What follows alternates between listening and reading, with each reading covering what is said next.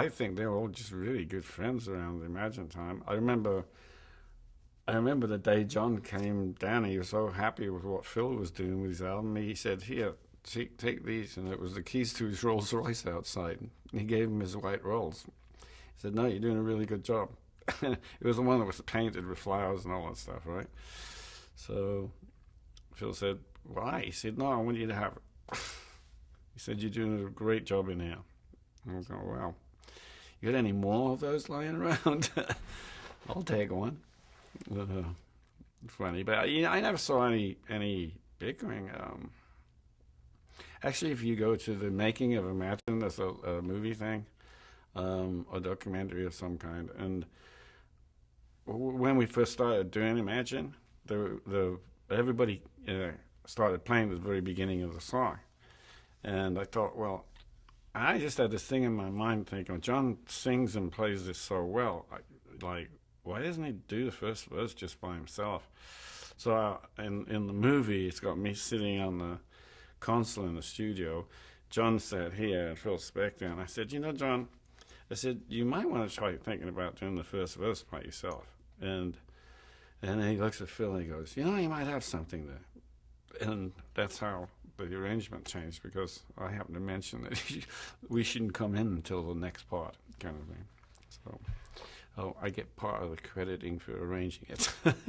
Not that I ever saw it, right? I don't know. I think everybody was allowed to just have input and say whatever they wanted at any time.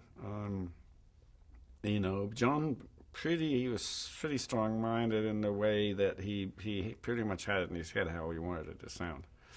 And sometimes he'd search for kind of clues to where it should go, but most of the time it was really all his brainchild. And, everybody just agreed with him about everything because it sounded right. And that was just one thing I chirped up and said one. I said, why don't you think about starting it by yourself? And he liked the idea, and that's what he did. So they kept it. My thoughts, they were really madly in love at that time. They went everywhere together, and whatever John was doing, Yoko would be sat there throwing her comments and whispering in his ear, telling me, no, we need to be doing it this way. And would also ask her what she thought about things, and then, it was just like inseparable at that time. So it was like talking to one person. You talk to both of them. Oh, absolutely. I think it's kind of like a classic album in a way that I think those songs would be almost like, you listen to Mozart and stuff like that in the future. People will put it on and say, well, this is John's really statement around the time after he left the Beatles. And it's just the character of the songs on it that are going to maintain it for a long, long, long time. I think the Beatles were a separate thing.